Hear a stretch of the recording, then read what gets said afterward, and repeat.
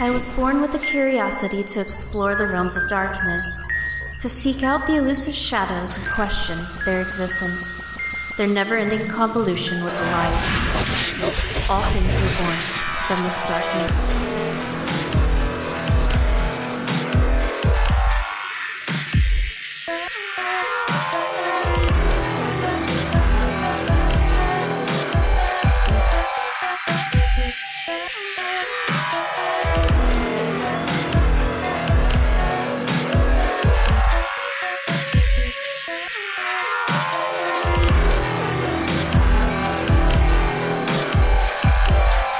Question everything. Find your own truth, engage all mysteries, open your mind, and join me on my journey through the darkness.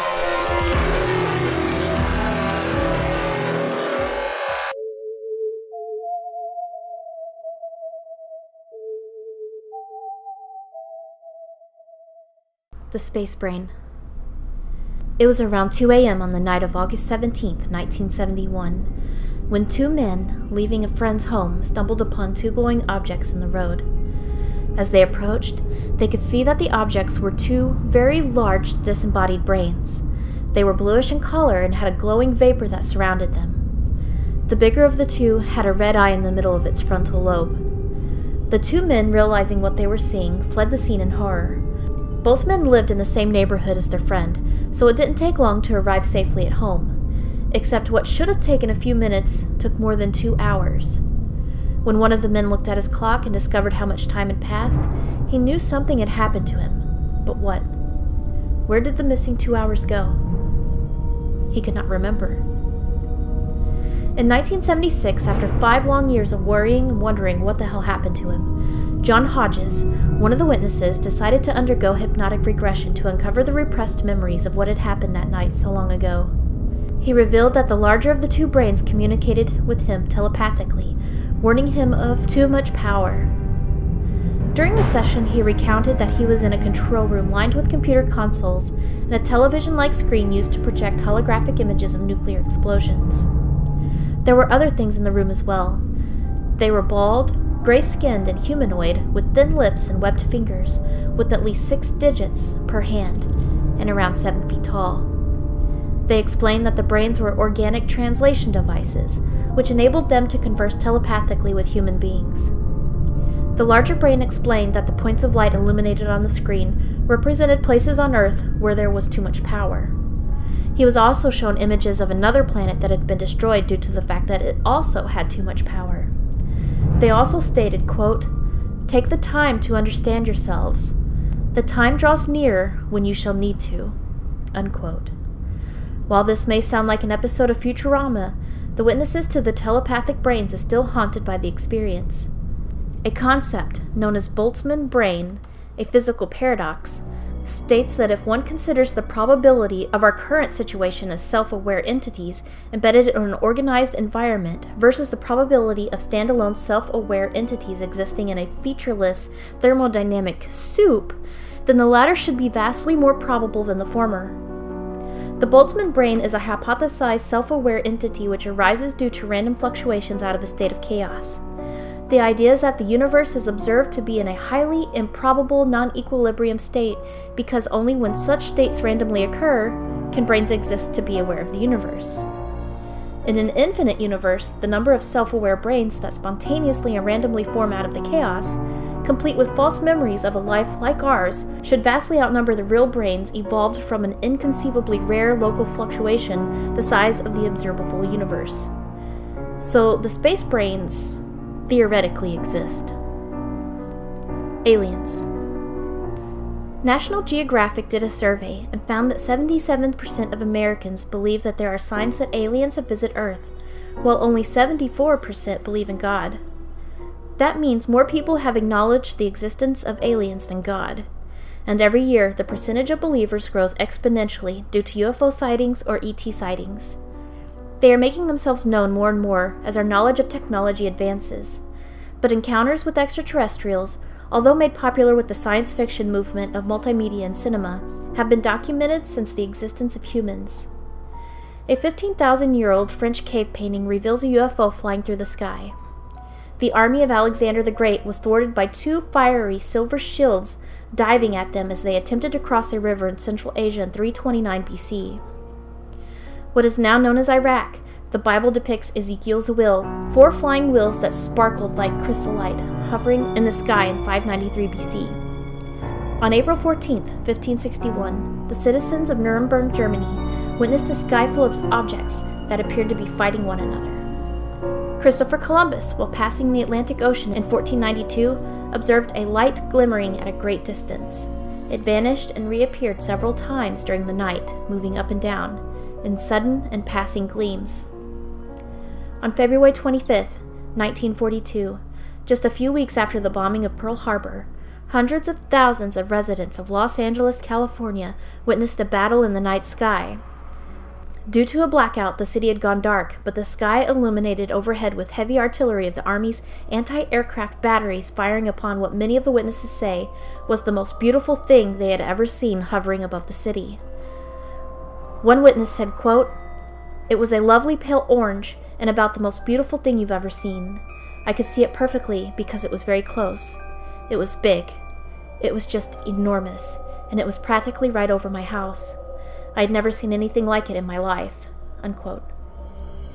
July 3, 1947, the infamous Roswell UFO crashes in the desert just outside of Roswell, New Mexico. April 6, 1966, in Westall, Australia, more than 200 students and staff from 2 different schools witness a low-flying, silver-gray saucer lift off and vanish, leaving behind a circle of scorched earth. Before his presidency, Jimmy Carter, the 39th President of the United States, reported seeing a UFO. He later said, quote, "It was the darndest thing I'd ever seen. It was big, it was very bright, it changed colors, and it was about the size of the moon. We watched it for 10 minutes, but none of us could figure out what it was. One thing's for sure, I'll never make fun of people who say they've seen unidentified objects in the sky." Unquote. While researching, I discovered hundreds of documented reports of alien and UFO encounters. It's no wonder why so many people are turning their eyes to the skies and wondering. Zombies. The word brings to mind classic films like The Night of the Living Dead, 28 Days Later, and Shaun of the Dead, to name a few. Zombies have even become mainstream in popular culture. The concept was even turned into one of the highest-rated shows on television, The Walking Dead. But did you know there are many documented cases of real zombies? Zombies have gone by many different names in different regions and cultures, and are even cited in the Christian Bible. One of the earliest written accounts of corpse reanimation or resurrection was in the form of necromancy in Homer's Odyssey around the end of the 8th century BC.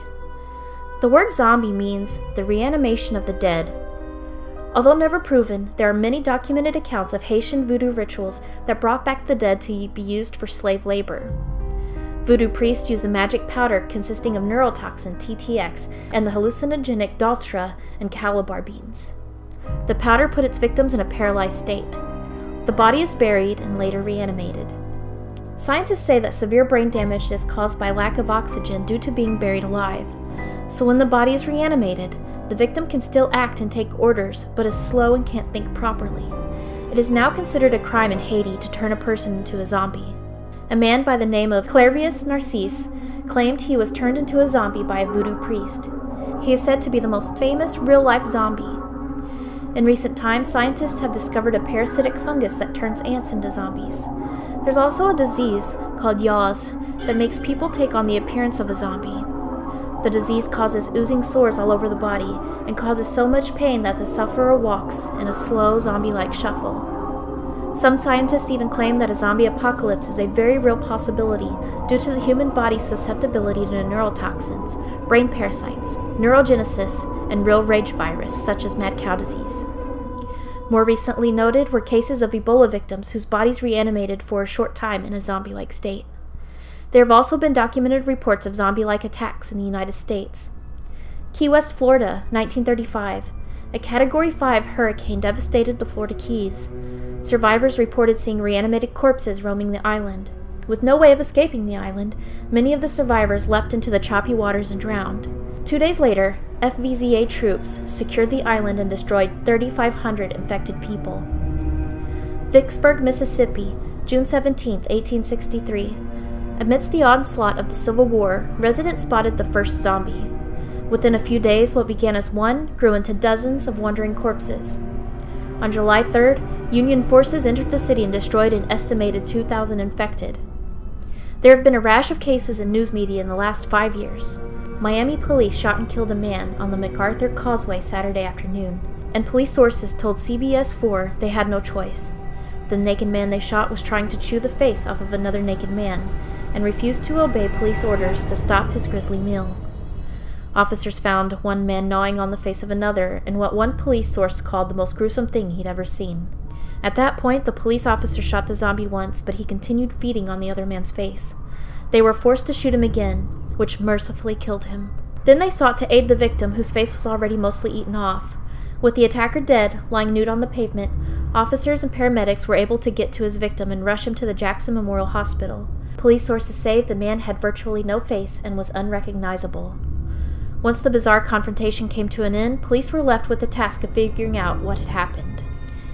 In Hackensack, New Jersey, a man stabbed himself repeatedly in front of officers and then proceeded to throw his intestines at them.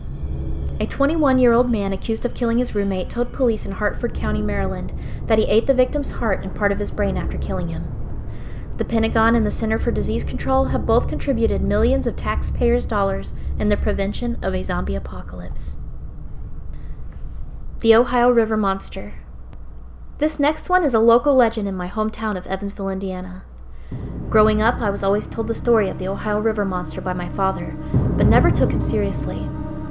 My family owned a river camp near Dogtown where I spent many summers camping on the muddy banks. I remember one night particularly well.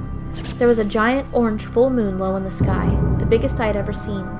I was maybe 11 at the time, but the memory is as clear as if it were yesterday. Although dark, the bright moon illuminated the entire riverbank and the woods behind our camp that led up to the road. I remember my mom seeing a disturbance in the orange reflection of the moon in the water. My dad made a joke about it being the river monster. But what happened next would set the eerie scene for the remainder of our trip, as hundreds of fish began jumping into the air. I had never seen anything like it. Fish of all types and sizes rolled and jumped at the water's surface. The weirdest part was that the phenomenon seemed to be happening right in front of where we were camping. The rest of the river was calm. I was in awe of the whole scenario until I saw the look of concern and bewilderment on my parents' faces. This wasn't normal. As soon as it began, it stopped and the river fell silent once more. Mom and Dad talked excitedly about the whole thing for hours. I listened to their conversation until I drifted off to sleep in front of the campfire. I'm not sure how much time had passed, but it was still dark when I awoke. The moon was much higher in the sky and considerably smaller than it was when I fell asleep. My mom and Dad weren't sitting in their lawn chairs. In fact, I didn't see them anywhere. I raced out of the tent but was relieved to see my mother standing at the edge of the woods. But something was wrong. She had a defensive stance and my father's machete was held tightly in her hand. I called out to her and she hurried over to the tent. She grabbed me by my arm and whispered for me to stay quiet. I was frightened. I asked where Dad had gone. She just hushed me and kept her eyes on the tree line. What seemed like an eternity later, but was probably only a minute or two, my father came out of the woods. He too seemed distressed.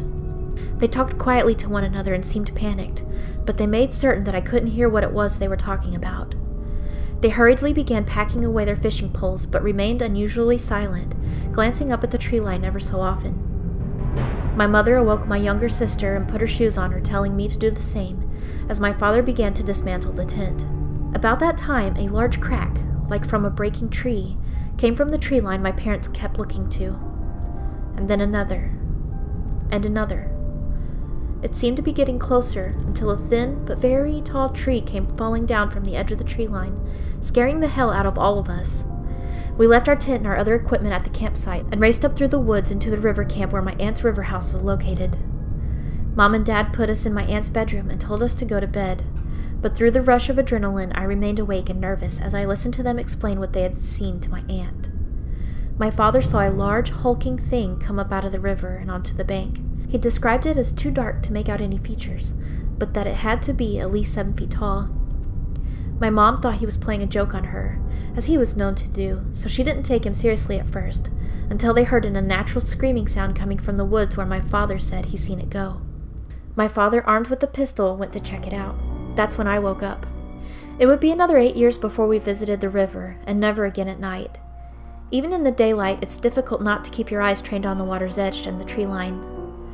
The story has fascinated me since I was a child, and I took it upon myself to learn as much as I could about what was in the woods that night. The story has only recently hit mainstream media, but locals have been talking about and witnessing the Ohio River monster since the 1950s. The first sighting took place on August 1st, 1955, when a woman, Naomi Johnson, and her children and a friend went swimming near Dogtown. Mrs. Johnson was only 15 feet from the bank when she was attacked and dragged beneath the surface of the water by a very strong, clawed hand. Flailing, she managed to get away from the beast, only to be attacked and dragged under again from behind. The struggle went on like this a few more times until she was able to get away from her attacker and make it onto shore, crying and in shock. She had multiple bruises and bloody gashes in her leg where the creature had a hold of her. Also, a green clawed handprint stained her skin for days. It was later confirmed that a sample of mud from Mrs. Johnson's attacked leg came from the deepest reaches of the rivers. In fact, it was only found in deep underwater caves. So what was it that she had encountered in the murky depths of the Ohio River? Tales of reptilian humanoids have been told for hundreds of years among native tribes of North America. More interesting is that a man came to question Mrs. Johnson about the attack a few days later. He was dressed all in black and said he was a colonel in the U.S. Air Force. After taking extensive notes, he threatened her to never tell the story to anyone, and then he was gone and never heard from again. Stikini. There is a foul creature native to Oklahoma that is so sinister speaking its name aloud is said to put you at risk for turning into one. Only certain native Seminole medicine men can speak of the monsters. The Stikini have been known to terrorize a small region of Oklahoma. There is a church on a dirt back road in Sassacua, Oklahoma, known as Bird Creek Church, where these ancient vampires reign. There are sightings in the area to this day, and many claim that the large amount of paranormal activity in the area are a result from them. To hear the Stikini's cry from the woods means a torturous and very violent death will soon follow. By day, the Stikini take the form of humans, but by night they retreat into the darkest, hardest to reach areas of the woods, where they vomit up their souls as well as their internal organs. They then hide their organs in trees or other places to prevent animals from eating them and humans from finding them. Afterwards, they transform and take form of animals, but mostly owls. Some eyewitness accounts have reported seeing 9-foot-tall owl men flying off into the woods at night with organs in their talons. The Stikini feed on human hearts and have been said to stop vehicles traveling along dirt roads or creeping into open windows at night. When they have found their victim, Stikinis peck out the heart through the mouth and devour the heart along with the victim's soul. Doing so allows the Stikini to transform back to human form. Afterwards, they relocate their regurgitated organs and swallow them while in human form. Stikinis are near impossible to kill. The only successful method of eradicating these vile monsters is to find their regurgitated organs while they hunt and destroy them. This will keep the Stikini from transforming and ultimately kill them. Also, a special owl-feathered arrow dipped in medicinal herbs and ritually prepared by Seminole medicine men can kill them. While the Stikini are rarely talked about these days, ancestors of the Seminole tribes continue to warn their children of the Stikini and the terror they bring.